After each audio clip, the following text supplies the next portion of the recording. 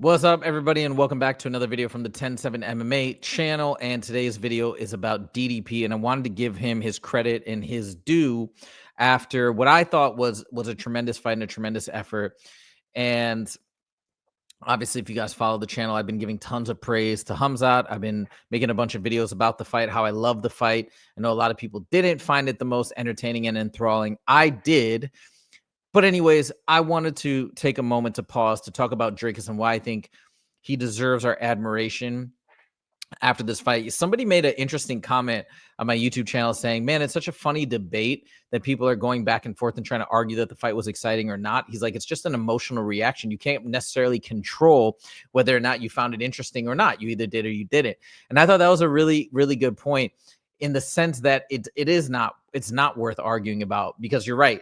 I can't change somebody's mind to be like, oh, you're right, it is exciting, or you know what I mean? You can't change that. You're either going to have that reaction or not. But what I will say is, if I think you were on the side of mine where you found it exciting, or you kind of agreed with me and you did find it exciting, I think it's because you're looking at the totality of the circumstances. You're looking at the stakes. You're looking at DDP's run up till now. You're looking at what people thought would happen to Khamzat, which didn't, which blew all of our minds in terms of him still sustaining that same pace through 5 rounds and just waiting to see if DDP could turn around, which it looked like he had a glimmer of hope in round 5. So with all those things, I think people who are looking at it that way found it interesting and intriguing and exciting, like me. And then maybe people who weren't looking at those finer details didn't find it that way. I mean, that's my final stance on that. And I'm not going to talk about the exciting or not debate, the boring or not debate anymore, but I just want to touch on that real quick before we get started. All right, let's jump into the mix.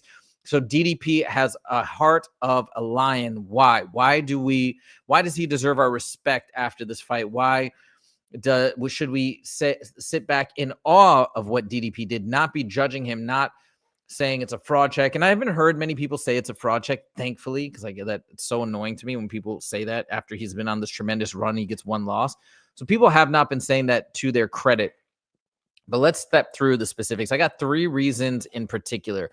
Reason number 1 is that Dricus did not get submitted. Now, you might say, okay, well, that's like anybody who doesn't get submitted and wins a fight.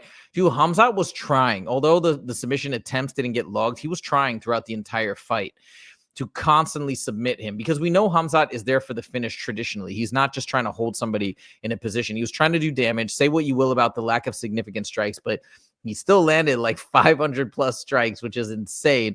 And he was trying to get the finish. He was trying to get his arm underneath, but you got to give Dricus credit. That wasn't just a failure on Khamzat's part. That was Dricus executing his game plan. If you don't believe me, listen to what his coach said on Submission Radio about what they did and what they worked on during training.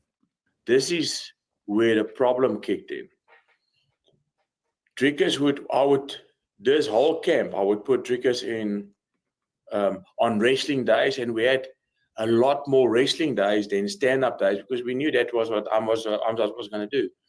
So I would put Dricus in the worst possible position. Full rear naked, legs locked, everything.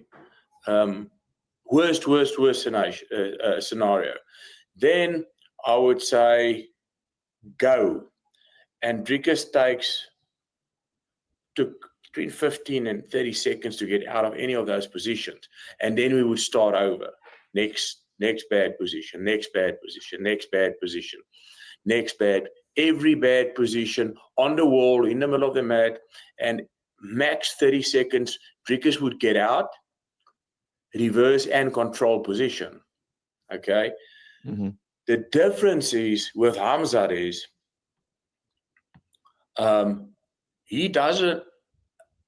he holds you so tight that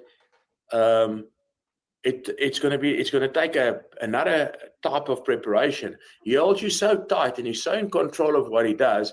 It's going to take for me to find guys that can stay in there for the first try, the second try, the third try, and the 4th try, for Dricus to learn how to get out from that. This is exactly what I was saying prior to the fight, is that it's not that I don't think Dricus is tough. It's not that I don't think Dricus is an amazing fighter. It's not that. I just thought in this instance, and this is basically what his coach is alluding to, the skill differential was just too great to cross that chasm with simply toughness, well, not simply toughness, I shouldn't say that, but with toughness in addition to the requisite skills and the takedown defense and whatnot that he had in possession, because maybe that stuff would work in the long run with a lot of other fighters. But the problem I felt with Khamzat was the skill differential was just so great, and his reluctance to give up was just so insane that you can't really replicate that, and you can't really overcome that differential regardless of how tough a fighter is. And this is basically what he's alluding to. He tried, he had him go in all these positions, but really what I'm hearing when he says that is they couldn't find anybody to work with Dricus that was at Khamzat's level, because I don't think it's possible. I think Khamzat is at a unique position. A lot of people are thinking that he is the best grappler in all of the UFC right now, maybe historically. I don't know. I guess that remains to be seen, but definitely it's on another level. I think pretty much everybody universally, with the exception of maybe like random, just pure like Khamzat haters or something, would disagree with this, but pretty much that's the gist of it. So anyways, my point is they were working on this. They specifically were starting him in bad positions, I believe, to specifically just trying not to get submitted. And I think part of the goal was, and this is why Dricus was so happy after the first round, part of the goal was let him throw what he can at you. You just protect. You play defense, and you just try not to get submitted. If you can outlast him, you'll have a chance later in the fight, third round, fourth round, as he starts to get tired, maybe fifth round. The problem was, and what they didn't anticipate, what nobody anticipated, except for the real ones, the real Khamzat fans, is that he would still be around looking as good as he did in the fifth round. And the crazy thing was that once in the fifth round, both guys are super sweaty. So it makes everything that much more difficult. It makes holding somebody down or holding that position that much more difficult. And then we actually saw Dricus have a burst back to life in the fifth round. I think part of that was because I'm sure there was some fatigue. They were much more slippery at that point. So it gave Dricus an opportunity. But either way, the point is he was trying to weather the storm, wait Khamzat out, and then flip it on him. While that last part didn't happen, while he wasn't able to actually land any significant damage or really get into any real position of like, oh my God, it's like people thought maybe, but it wasn't really anything significant. So that part never happened, but you got to give him credit for avoiding the submission, because nobody else has really been able to do that except for Kamaru Usman. Gilbert Burns never got in that precarious position, but Usman was very close, I felt like, to getting submitted. I mean, he had the back mounted. He was landing heavy ground and pound. So Usman really avoided well, to his credit, but he only had to do it for one round. I mean, DDP, you got to give him credit. He was fighting submissions and and not even letting Khamzat get anywhere close to wrapping his arm around to do a face crank or any sort of rear naked choke. So major credit to Dricus. One last thing I want to say about this too, and this is something that Justin let me know. A lot of times there can be fighters where they get into this position where they fought the first round, second round, third round, fourth round, having no success, getting frustrated, getting tired.